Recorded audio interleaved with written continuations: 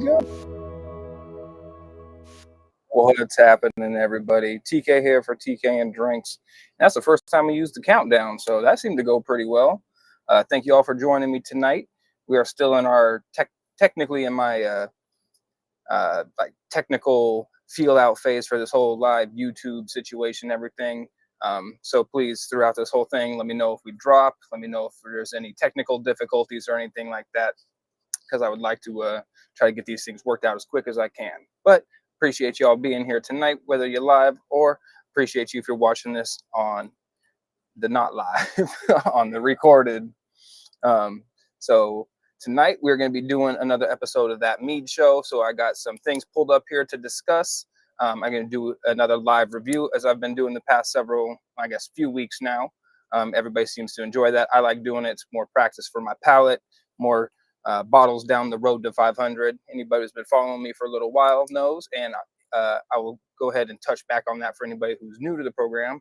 Back when I started this whole TK and Drinks thing, I wanted to get to 500 judged meads before I started considering myself any sort of real, I don't say expert, but starting to have some, like, you know, that's when you start to feel like you're like a, what's the way you put it, legitimate tough guy, you know. So try to be a tough guy in this industry and at least feel that my opinion carries a little bit of weight. At least I know what I'm talking about. I figure by 500 judge meads, you might have it come across a thing or two and might really have, you know, some valid input to put into your mead reviews and everything like that. So here I am practicing up for that. Judging at competitions is practice for that. That's like real-time practice, because that's actually getting to judge people's stuff. And I really appreciate the fact that I get to judge and people send their stuff into competitions for us to judge, because I think it's one of those steel sharpens steel things. Even if the stuff that's sent in isn't the greatest, you know, sometimes that is actually a little bit better for you, because you get to experience things that you might not otherwise get to experience.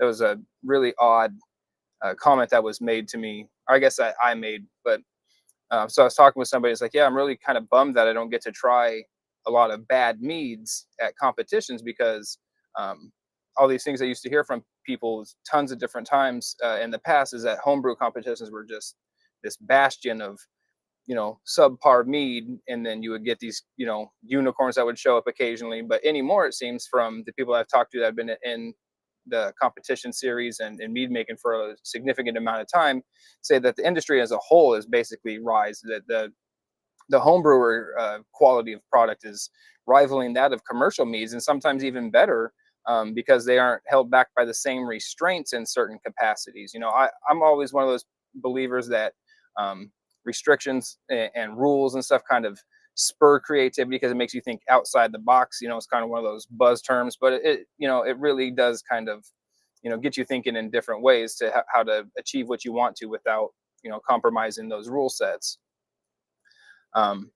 So unfortunately, you know, kind of get back to that, I don't get to taste a lot of bad meats, and unfortunately I don't get to taste a lot of flaws, and don't have experience, as much experience identifying those when they are present. But it's one of those things where you taste, it's like, oh, that's definitely something's off with that, and you can kind of piece everything together. But short of buying like a wine fault kit, which I found to be a bit out of my price range for what they can do, you know, a really decent wine fault kit can be hundreds of dollars, and you get, from what I've seen, I haven't seen anybody, from what I've seen online, I haven't seen too many of them in person. You get these like tiny little vials, and hang on a second, got my friend, son's friends at the door. My dog's going crazy.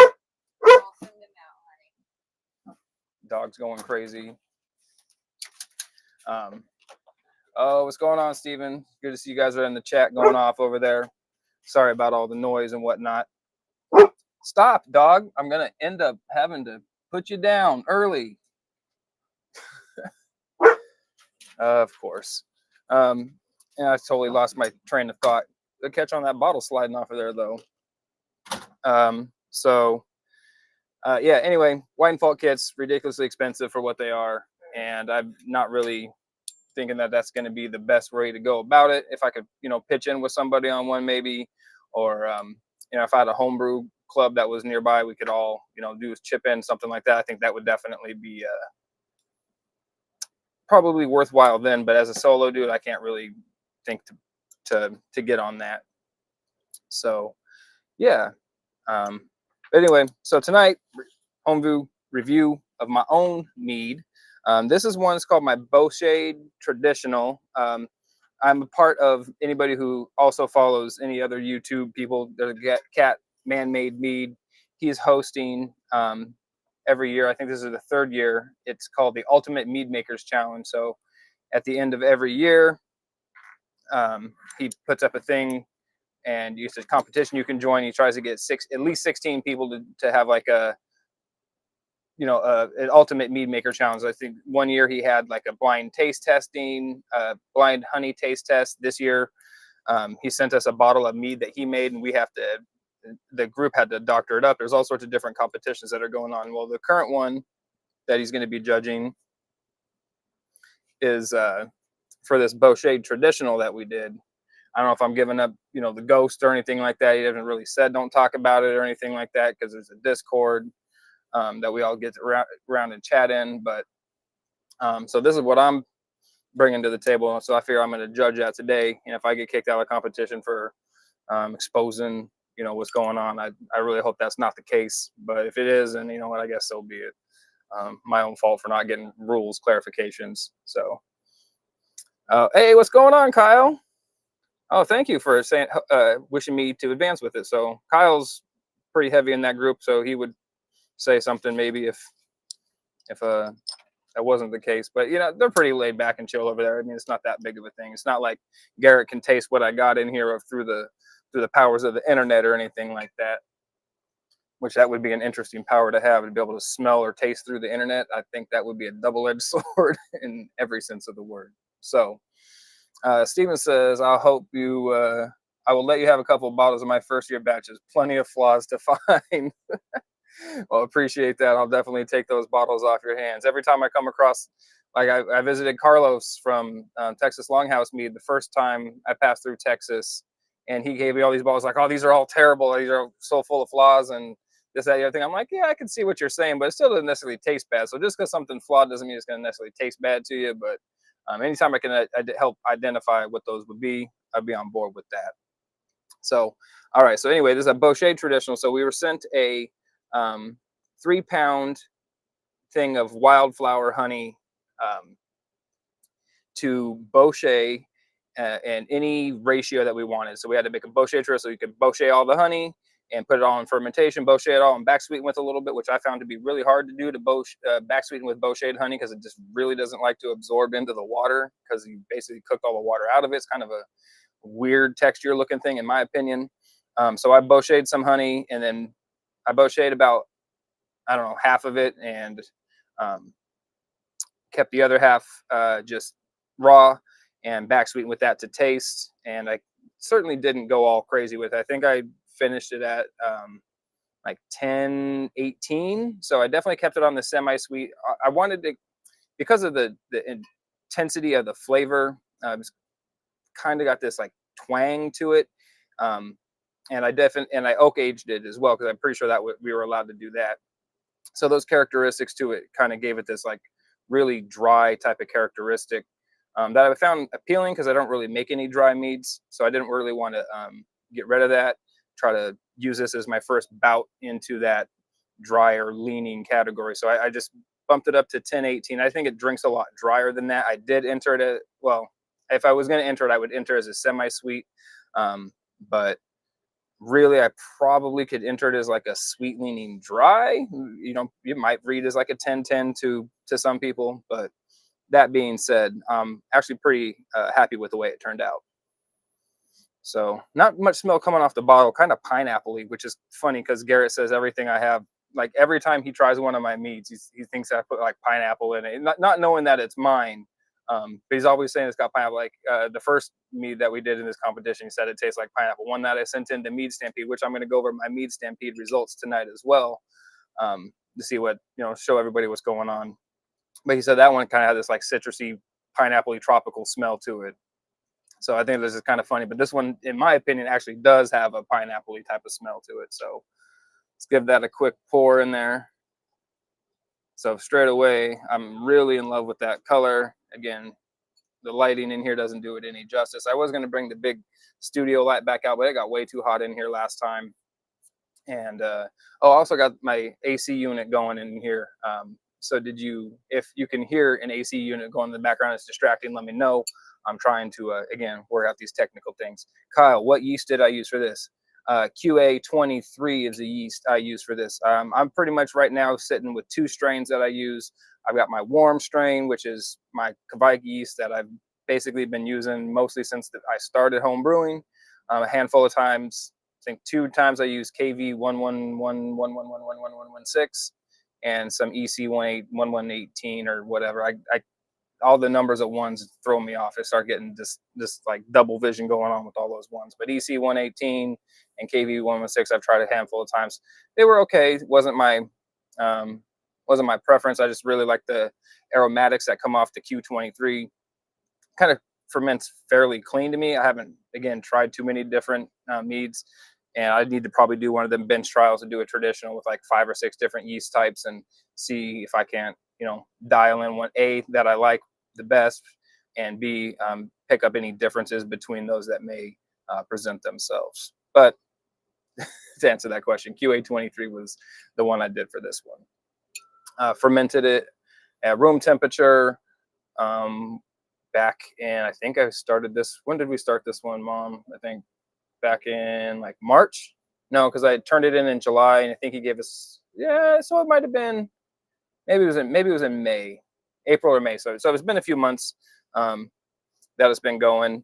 Fermented it at room temperature again, so that was probably in like the low to mid 70s, which I know QA23 is one of those yeasts. Again, why I chose it, because it's more tolerable to those kind of warmer temperatures.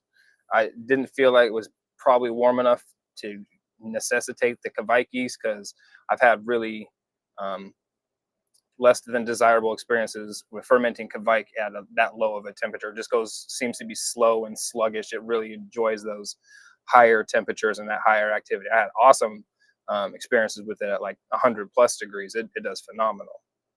So QA23 is for me. All right. So this wildflower honey that he sent us, southeast blend of Fisher's brand honey. I had never had it before.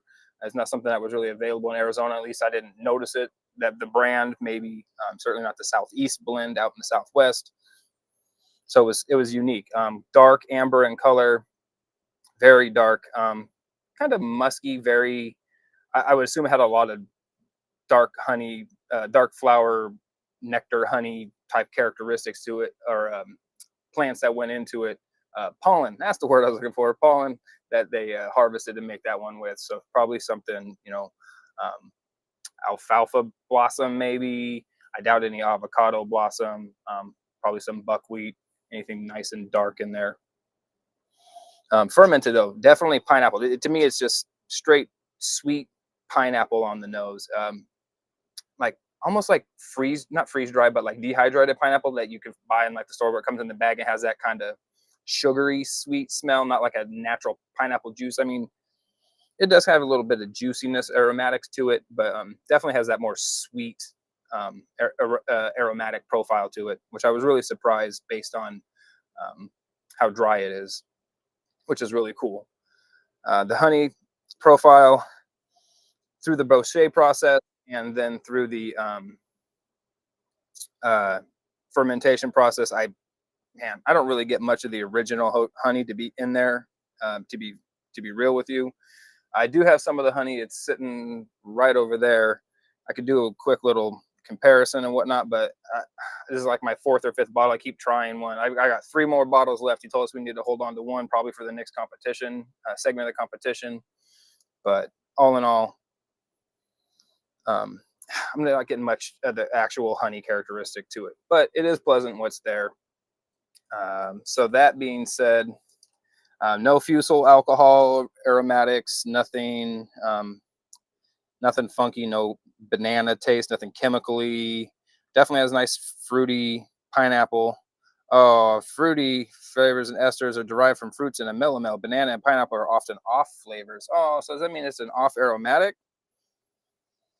because it definitely pineapple. And if that's the case, then I'm gonna have to call that an off flavor. Well, it says off flavor, not off aromatic. It doesn't necessarily taste pineapple-y, but um, I'm curious as to why that's a flaw in the mead. I'll have to talk to some people significantly smarter than me about that. Flaws in meads. Maybe that's a new thing I'll do in a series. I can get some smarter people to join for flaws in meads. But at this point, I'm just going to have to go ahead and fruit flavor and aromatic esters often derived from fruits and mellow, banana and pineapple off flavor. Well, it definitely got fruity and pineapple, so we're definitely going to mark that. It says often, not always, but I guess in this case, since pineapple was not the intended flavor, we're going to have to call that an off. So I have to tag myself some points for that. Again, with the maybe it's a combination of the flavor and the bochet that's presenting that. So maybe I shouldn't be so harsh on myself. It's not just like a pineapple flavor that's coming through. I don't know. Again, somebody smarter than me needs to help me out with this. All in all, complexity. I don't know if it's necessarily very complex. It's pretty one note. It's just that pineapple smell over and over again doesn't really change much or anything like that. I'd go ahead and give it a 6. I mean, I would give it a 7, but that fruity descriptor throwing me for that. So give it a 6 out of 10 on the aromatics. Appearance wise, I really like the way it turned out. I didn't clarify it at all. Didn't use any clarifying agents. Just gravity and time. I'm really impressed with that. Nice, brilliant clarity to it. No floaties, particulates. The meniscus is nice and clear. It's fairly leggy. So I can get a nice swirl going on here. There we go. For being as dry as it is, it definitely has some cling factor, but maybe not quite as much as I was hoping for. I believe it finished at like, I want to say about 10%, maybe 9%, somewhere in there, 7, 9, maybe up to 10%, but I can't quite recall, and I don't have that information in front of me, sadly. But appearance, I'm going to go ahead and give it, oh yeah, it's a 6. You know what? I'm gonna go ahead and give it a 6. I'm not gonna be too hard on myself because it does look good. I think it's very quasi appealing there. No particulates, nice. You can see. Let me see if I can. No, you can kind of see through there, but that's a bad angle anyway. All right, we'll give it a 6 on that. Flavors. All right, so here's the part where I'm again impressed myself with probably something ingenious in my simplicity. Just happen to get the right amount of cook on the honey and the right amount of flavor profile out of it to make it taste decent, completely by accident.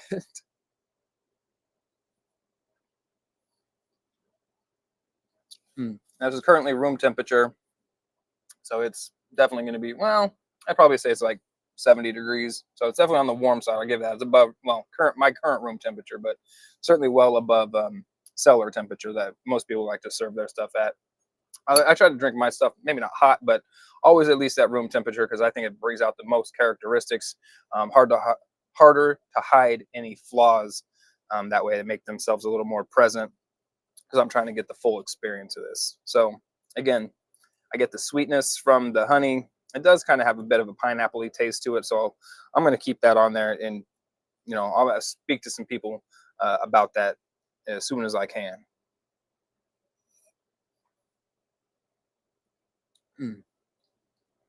Mild tannic presence, definitely a little bit drying on the tongue, some astringency back there. It presents itself now that it's been sitting. I think it's been probably like 2 weeks since I had one, a week and a half. And it definitely is picking up a mellower, sweeter profile on the back end as it sits and as it ages. It's pretty pleasant. It almost has like it was aged in like a whiskey barrel that's beyond its prime, that it's been aged and there's like not really any flavor left in it, and somebody kind of just trying to wring that last little bit out of it because it's got that tiny little bit of hint of the wood flavor in there. Got that, again, nice dry characteristic, the slight astringency from the acid. So I actually think it's pretty well balanced, given my complete lack of having ever made a bochet before. Well, no, I take that back. I made a bochet completely by accident one time. But that's another story. So for an intentional boucher, I'm actually pretty happy with the way it turned out. Did a whole color wheel thing with it as I was going, and it seems to be now. Anybody out there who's done a boucher or in the chat, what's your experience with this? Because when I was doing mine, I was doing a color wheel, and it seemed to like it was a slow burn. Obviously, it I can't remember. I did it over. I think I want to say like a medium low heat because I wanted it to go slower like that. And I've heard that doing it in like a crock pot or like something with like a a temperature knob that's not over open flame, something like a contained unit like that is almost a better way to do it.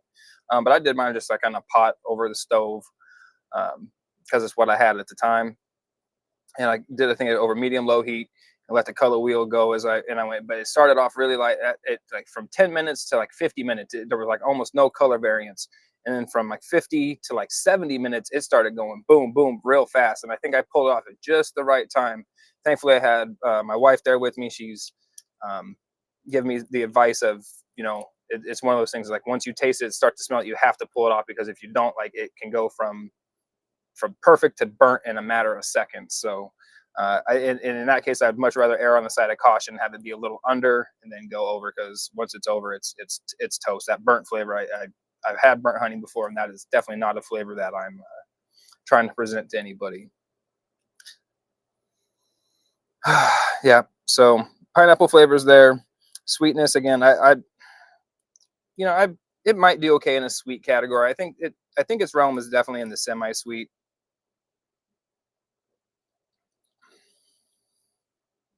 Only because it's got that oak in there to help cut down that sweetness. So, like I said, well balanced between tannic, acidic, and sweetness. Doesn't have much body to it. It is kind of on the thin side. I'll give it that. Short to medium aftertaste. It does fade off fairly quickly. It's not just sitting there lingering or hanging out. I mean, it gets a little bit of aftertaste. Again, maybe that's where that like whiskey barrel type of characteristic that I was picking up from, because again, it has that kind of tart, tangy on the back end. But it's not bad.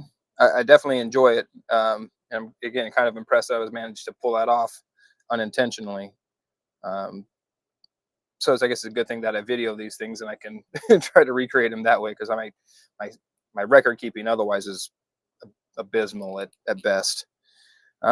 No special ingredients, anything else going on with that. I'm really happy with the flavor going on. I'm going to go ahead and give myself a big pat on the back for this one, even though that pineapple says it's an off flavor.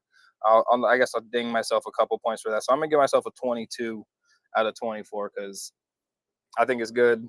And man, I know that's a lot higher of a score than I've given some other meads lately, but I just really like it. It's just really well balanced, and I think that's a really important thing that a lot of meads are missing anymore. When I say anymore, that's kind of a bold statement for me to make, having not been in it that long, but I think there's a lot of meads that I come across that could use significantly better balance. I don't care how sweet the sweetness level is, just have your triad, your trihedron, your balance of your sweetness, your acidity, and your tannins, and that'll go a long way. You can pretty much do a lot of other stuff as long as you got those in balance. Overall, like I said, I'm really impressed with the thing I was able to pull off unintentionally. Whether that was the case or not, if I was entering a competition, I certainly wouldn't tell anybody that it was unintentional. I just let it be what it is and speak its mind. So overall, with my overall impression, I'm going to go ahead and give it an 8. So 6 and 6 is 12, and 8 is 20 and 22. So that's a 42. I think I did my math wrong here. See, 6 plus 6 is 12, plus 8 is 20. 20 and 22 is 42. Whew, man, I don't know if that's necessarily a 42. I'm not going to go back and judge myself harshly just to give myself a lower score. I can't die when you take points with you. But holy cow, that is a lot better than I was thinking it was going to be going into this. And I'm the one who made it, and I'm the one judging it. So I'm going to go ahead and pour myself a little bit more, though, to be real, because it'd be a waste to not. All right, so I guess I did wax on. Oop, Mama Bear wants to try it. See how the other half is living over there on it. Oh, she gives me the grimace. "Ah!" That's the whiskey grimace coming out of her. She does not like that at all. Oh, and she's off to go find something to rinse her palate. Oh, and there goes oh, she's out of coffee. Sorry, this is kind of funny. All right, so I guess I did wax on kind of long about that review. It's only been about 20 minutes or so, and I do like to go a little more in depth with that. I know you can get in the competition setting, you got to bang those out a little bit quicker, just because there's typically a lot of needs to judge. You don't necessarily have a lot of time, so you got to kind of get to your thoughts quickly. But when I have the time to sit there and wax on and talk with some people and talk myself through some things, I'll take that extra time and make it happen, because I think it's a necessary thing. All right, so let's get into some of the other things I wanted to talk about today. I did have a couple little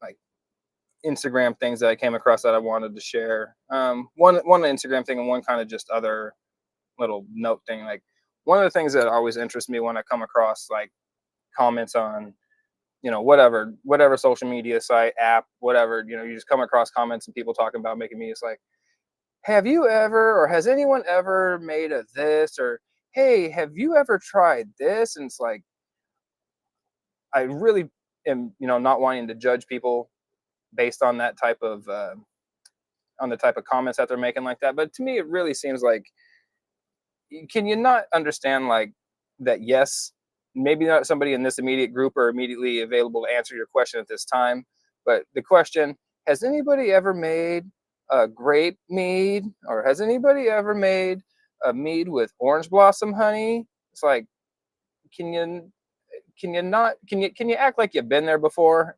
Try to think. I say common sense, but just try to use a little more forward thinking and say, hey, I'll bet somebody has done this. And a lot of times I just try to give people the benefit of the doubt. Maybe they just were in a hurry and trying to get their thought out before it escaped their mind, and they just kind of, it's a just a grammatical thing. They just typed out the words. They don't necessarily mean it that way. But some of the times that people get in there and start just talking about this, it's like, yeah, people have made meads with that before, and it'd just be better. Like, your question would come across better, I think, to more people. That's a bad way to put it. I think your question would get more answers and more responses and get more traction if you worded it in a way that didn't come across like you didn't like follow the rules of the group you were in. Where it specifically says, hey, go through and look for other previously answered questions, or do a little bit of research before you just go blindly asking questions, or even worse, are questions that could be answered by Google or something like that. Again, not that people don't want to be helpful and everything. It just shows, again, I don't know. It just shows like a lack of, maybe it's not a lack of something. There's a certain je ne sais quoi that characteristic that has, that really rubs me the wrong way. Again, maybe that's probably just me being my typical neurotic self. But yeah, it just, I see it a lot. It's like so many times when I'm cruising through groups and pages and stuff. It's like, has anyone ever tried this, or has anyone ever tried that? It's like, come on, man, it's 2024. There's no such thing as original thought anymore. Like, get with the program. And again, if I'm being a dick, I guess I'm just being a dick. All right, so I got some split screen sharing because I saw something really cool that I did want to share. So temperature control is a thing that, just talk about that earlier. I don't necessarily have lots of temperature control available to me where I'm at, brewing in the RV and whatnot. But I saw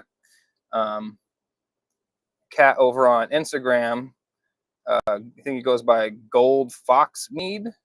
See if I can turn this on. There we go. View tab. There it is. Now, if I can't, see if I can't switch these around here. Bada bing, bada bang. All right, so this guy here is taking this coil, and he got there. He's cutting it off, and this is from, it's a Kegland Temp Twister cooling coil from morewine.com. But he's just running it through. He's got an aquarium pump, and it doesn't necessarily say what he's using for a cooling agent. I'm imagining I'm imagining he's just using water, and the cooling pump there is, he said it's for an aquarium.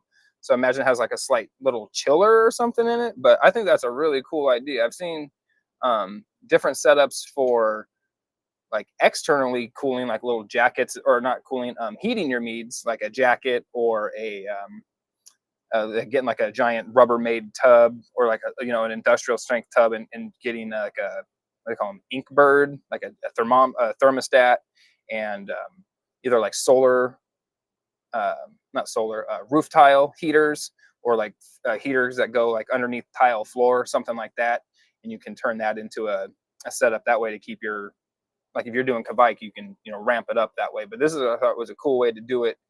Um, on the inside, if you have like a smaller one, you can basically kind of cut that thing to size or whatever. It looks like it fits inside this, is that a 3-gallon, 5-gallon conical? Just, it's not, I mean, I bet that's 3 gallons right there on his countertop. So I thought that was really cool.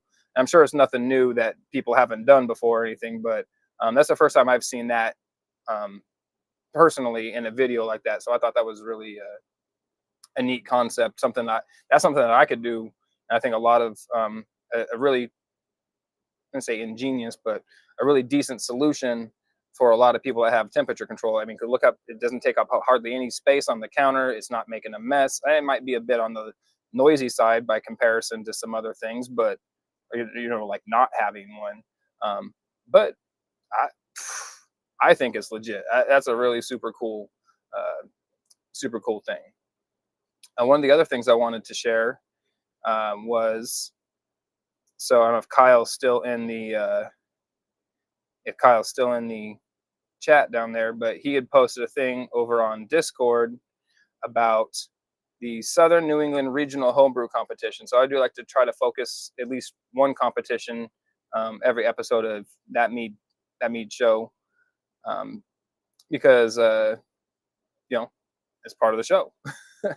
So this one is in, I believe it said Connecticut. Yeah, so Woodbridge, Connecticut. They got 253 entries, or taking a total of 400 paid entries. So they got a little under half of their, or a little over half of them already filled. So 180 paid entries to go on that spot, and you'll be good to. You'll be good to send in some bottles. You're not going to fill that up, in the next little while. So I'm trying to read and talk at the same time. Where was the date here?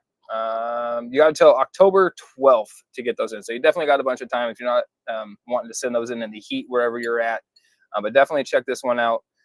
Our own friend Kyle, better known as Green Mountain Mead in most places, has judged at that competition in the past.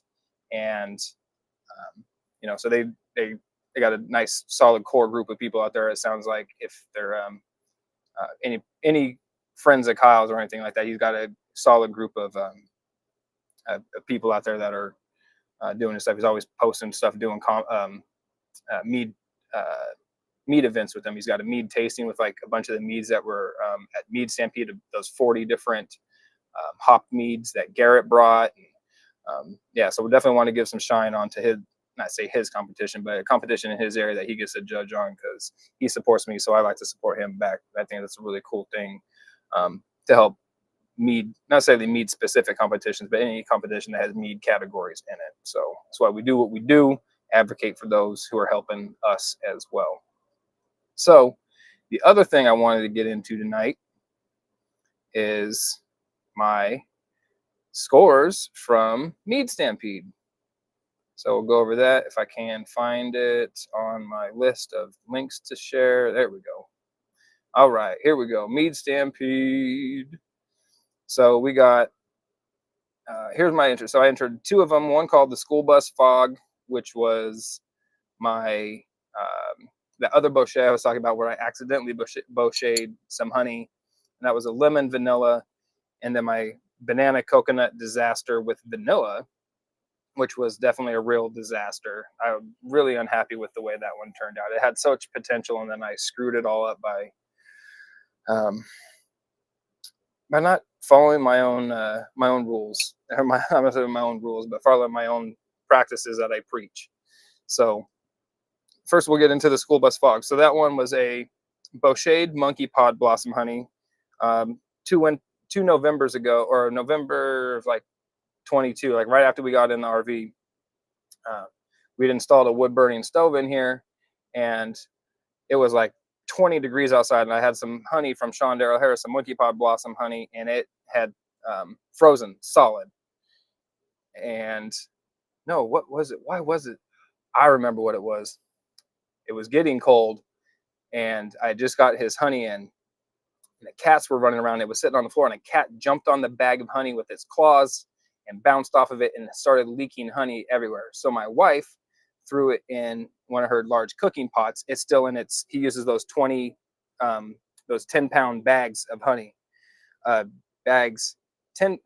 I don't know how to say that. They're 10-pound bags, but they're these bags with pour spouts on them.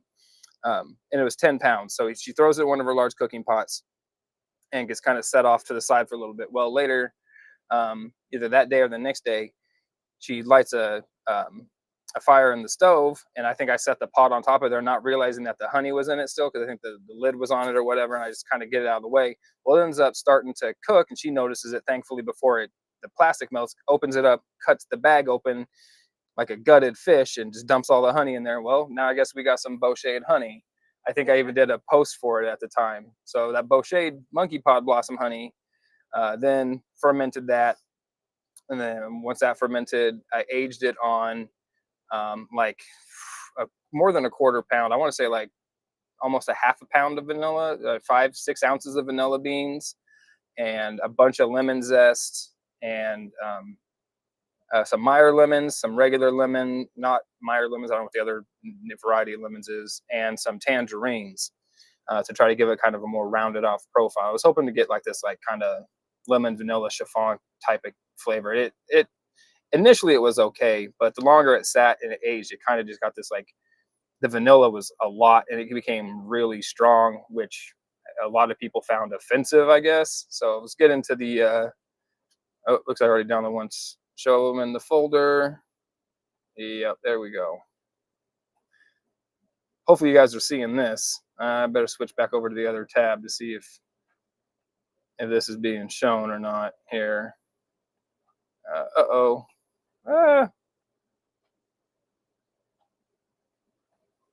See here.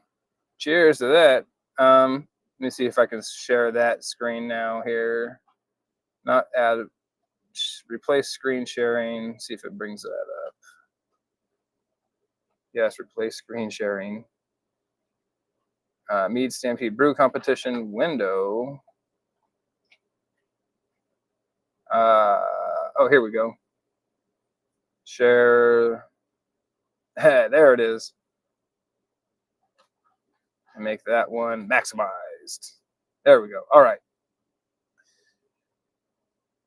Whoops.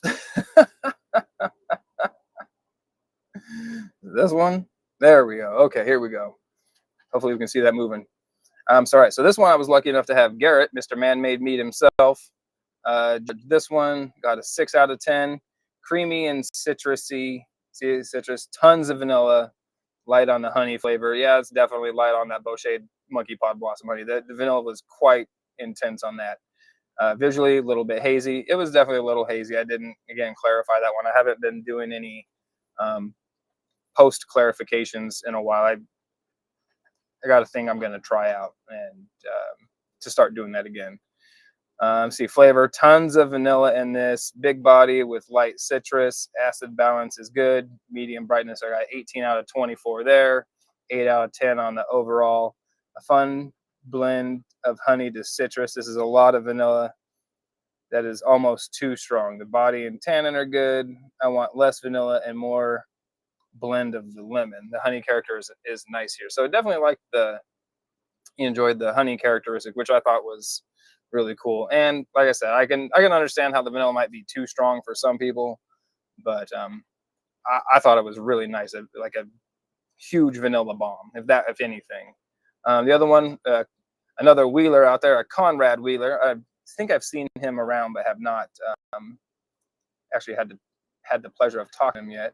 Vanilla, lemon. I can't quite read that. This says heat. Where's the magnifier? Whoop. Zoom in. Zoom. 100%. There we go. Lemon, vanilla, honey, 7 out of 10. Vanilla is strong. Lemon present adequately, 17. More acid and tannin balance would allow for better nuance, I think, beyond super vanilla cream flavor. So 35 and a 36, 35 and a half. That's respectable. I mean, I'm not going to complain. I mean, I could, but I don't think there'd be any real reason to complain about that. It's a fair score. I guess there's nothing really else to say about that other than, yeah, that's a fair score. All right, so then the other one, my banana coconut disaster. Now that one breaks my heart because that one was, I fermented some really nice California orange blossom honey that I found at a local apiary there in California while I was staying there. And this orange blossom honey, I still have a little bit of it left, thankfully, was absolutely wonderful. I usually didn't like orange blossom, but apparently I just don't like Arizona orange blossom because California and Mexican orange blossom honey is significantly different flavor profile that I find enjoyable. So it presented, I brewed, fermented it down. It was really, really nice the way it turned out. Had this wonderful flavor profile. I think I started it at 1100, got all the way down to like 1002, and it was just really nice, just kind of off dry orange blossom traditional. And I was like, all right, I was really wanting to make something tropical, so I was like, I'll do a banana coconut one. So I got like, it was a 2-gallon batch. I got like 12 or 13 pounds of Thai banana, let them go really into that overripe brown gooey stage. Threw those in post. Got like a full pound of toasted coconut, really put a nice medium toast on it. Threw that in there as well. Sat for, I don't know, 2 weeks or so, and it developed this wonderful flavor profile. It was so good. And then it re-fermented on me because I forgot to stabilize it, and all that flavor disappeared like a fart in the wind. I stabilized it, back sweetened it, redid another 12 pounds of bananas and another pound of toasted coconut, and it just never brought that flavor profile back. It just continued to be this like muddled mess of flavor. It was definitely got better, but the flavor on it just died on me altogether. So I really kind of bummed that I didn't get to show everybody the awesome flavor that came through on that, because it was really something to behold there initially. All right, so let me see if I can't pop back over to that other screen for, let's see, is there the window? Nope. Is it gonna not show it now? Uh-oh. No. All right, you guys can watch me do it this way. We'll go through here. Is it not sharing? There it is. Uh-oh.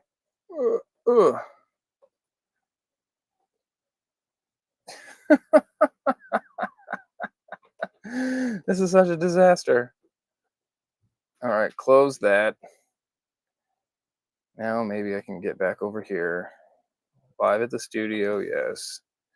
And let's see, share. There we go. Share the PDF, yes. All right, so now this one's the banana coconut disaster. So BC was the one who I was fortunate enough to get him to judge on this one. So I got one from Man-Made Mead and one from Doing the Most. So that was kind of neat. So it smells like yeast or ferment. Oh, 3 out of 10. Yeah, that's understandable. It's from somebody who's significant more experience with fermento and yeast. I don't remember using a whole ton of fermento or yeast. It went through like 2 different fermentations and one without any fermento or yeast, but additional yeast. So it very well could have presented itself that way. Appearance thin, some carbonation, or is that a no carbonation? I can't tell there. Brilliant clarity. That's kind of nice. I'll take that. And a goldish color. 6 out of 6. Hey, I'll take that too. Flavor. I'm getting medium honey, medium sweetness. kind of low on the acid and the tannins and the alcohol presence, which is funny because that thing was like 15%. No carbonation, medium body, medium aftertaste, balanced flavors. Here's so 16 on that, 5 on that, so a 30. Can't move past the bread nutrient aromas. Very intense flavor is good, but maybe flavors are too melded. I don't know if that like too blended together. Nothing jumps out. I think maybe more of everything. I want more tropical flavor, but it took extensive aeration to get flavors to pop out. Acid, tannin, sweetness, well balanced though. So that's cool. I'm glad I got. Don't seem to have an issue balancing my stuff, which is, again, like I said, I think maybe that's why, because I think it's so important. So I try to make sure to do it in my stuff. This one's from Susan Jimenez. We got coconut, toast, butterscotch, fruit, some off aromas of yeastiness. So 5 out of 10 there. Appearance, nice clarity, golden, bright legs cling to glass. 6 out of 6. Balance to the honey and alcohol. Coconut comes through. Banana is harder to find. Yeah, that was what was really disappointing, is that the banana was so hard to find. Strong alcohol with lower acid and tannin, 14. Mead concept is very interesting. The alcohol and honey is off balance with acid and tannins. Try bench trialing to build it more in balance. Thanks for letting us try it. I bench trialed quite a bit. That's one of the things that I always think is kind of, I want to say, my least favorite part of mead judging is trying to give people like not like constructive criticism, but like feedback as far as to like how to make it better, because you don't know what they did in their process, and you could end up telling them something, like this. And she had no ill intent. She's like, doesn't know if I did or didn't bench trial. She's just doing her best to try to say, hey, maybe try some more bench trialing and get it dialed in. I would have preferred some notes on how to get rid of that yeasty flavor, but they don't know how I did that either. So it's just, I think, part of the ebb and the flow of the mead judging world and whatnot. We're probably judging any competition where it's something that's not, where it's subjective, not hard objective points and things like that.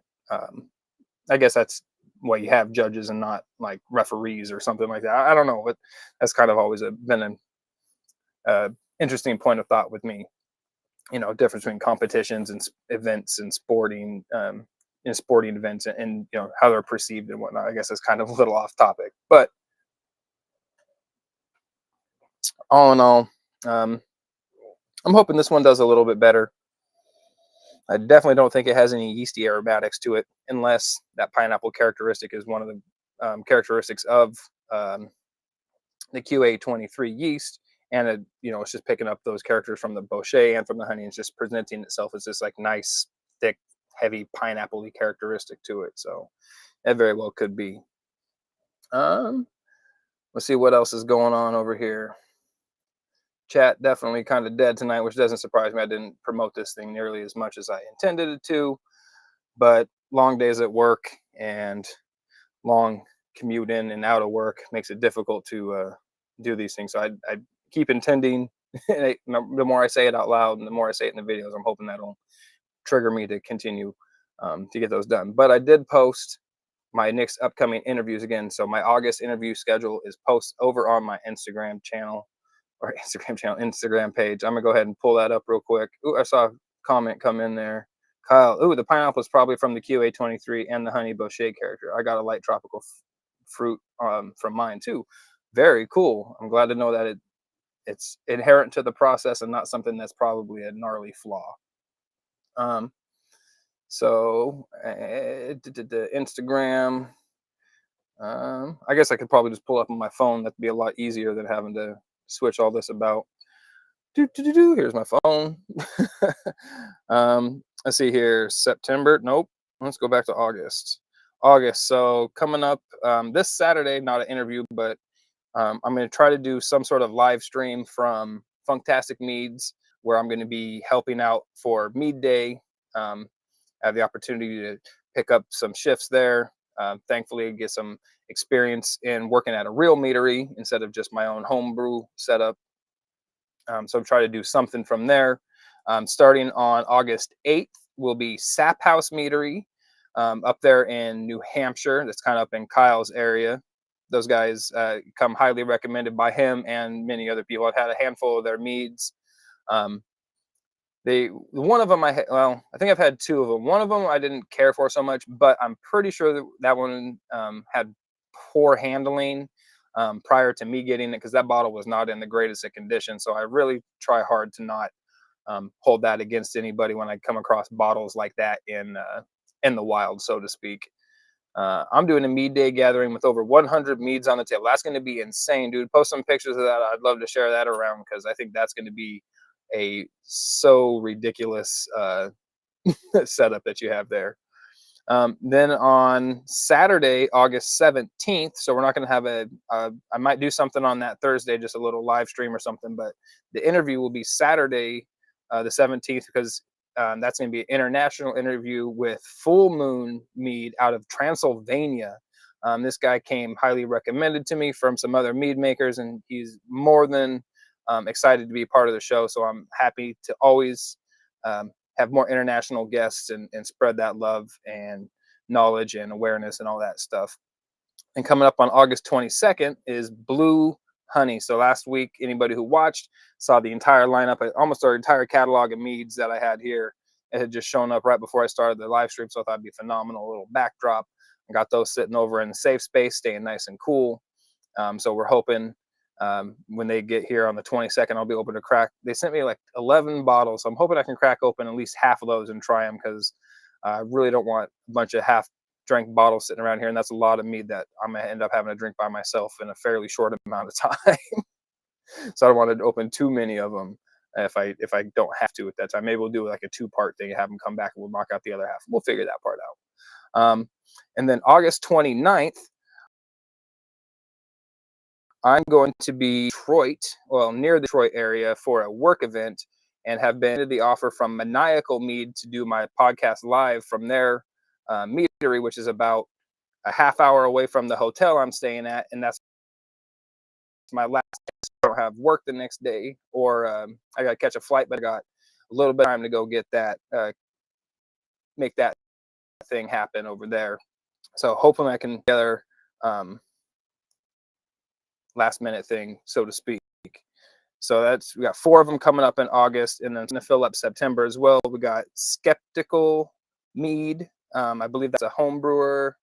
I'm pretty sure Skeptical Mead's a home brewer, or they might be commercial. I'm going to go pull them up real quick. Now I'm going to sound like an ass, because I've been trying to get a healthy mix of commercial, international commercial, and the Skeptic meter.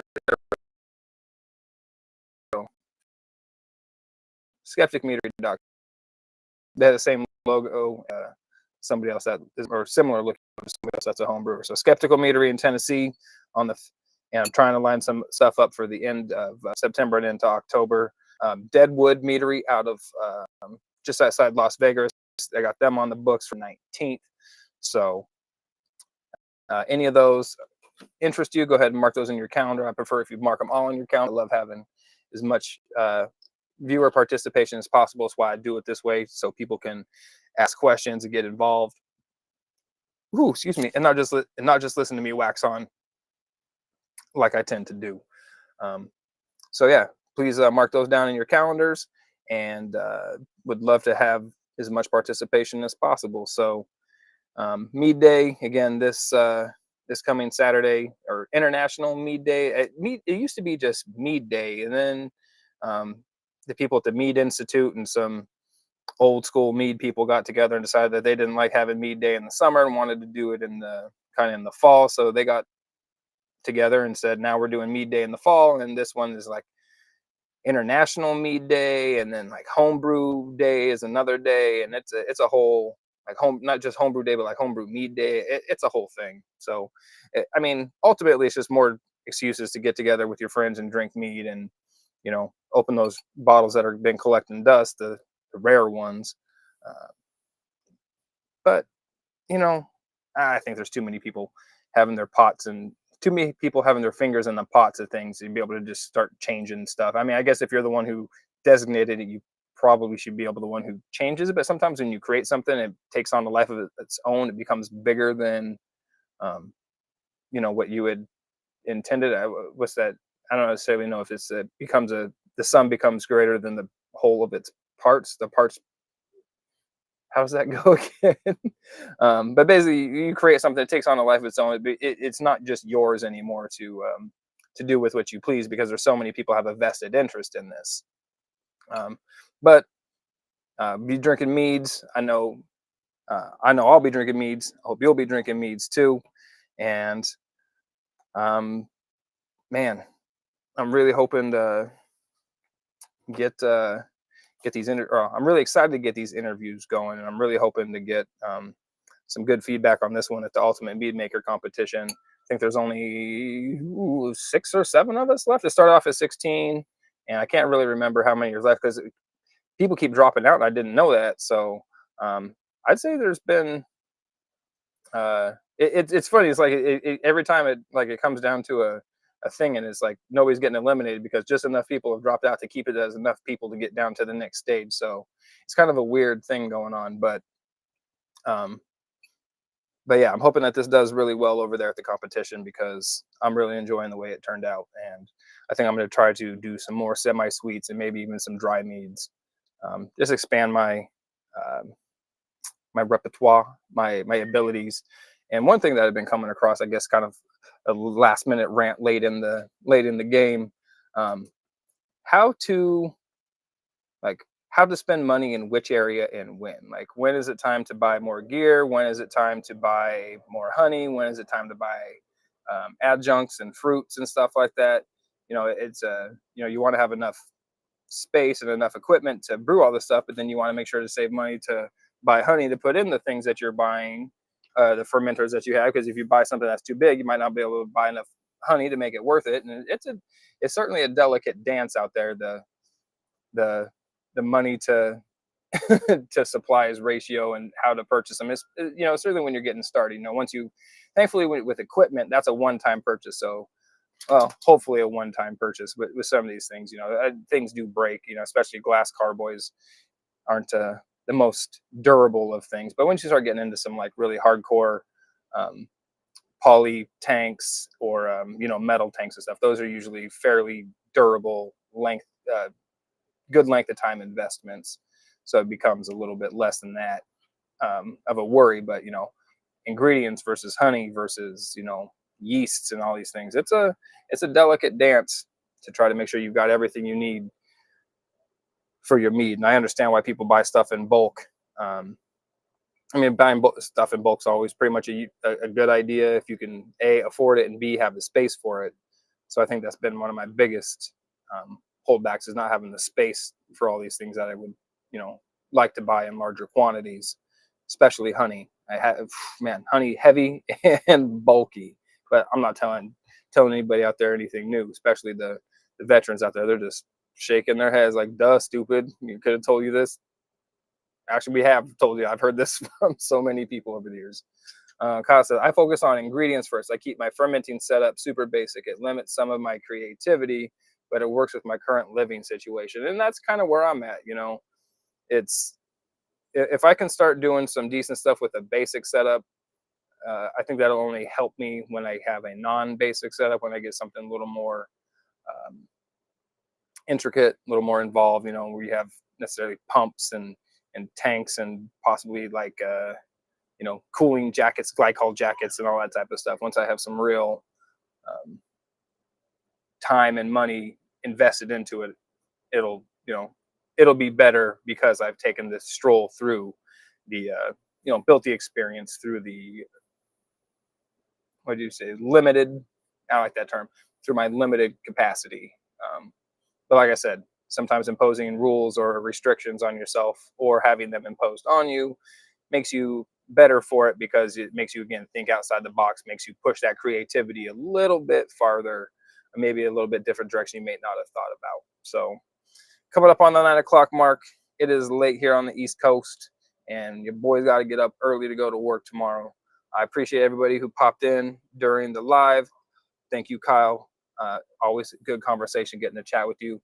I hope we get to Hope we get to meet someday in person and get to be a part of your one of these 100 mead tables. I think that would be awesome. I'd like to bring some of my stuff out there for y'all to try. We got to do I got to get you some bottles too. You've given me a care package, but I haven't got one back to you yet. So this next round of meads that I do, your name's on the list. So have a fantastic night, everybody, and I'll catch you guys next Thursday, 8 p.m. live here on the YouTubes. And maybe I'll try to get somebody on live and see if I get one of these links going or whatever, and get a pairing going on before I do one with an actual mead maker. But we'll see.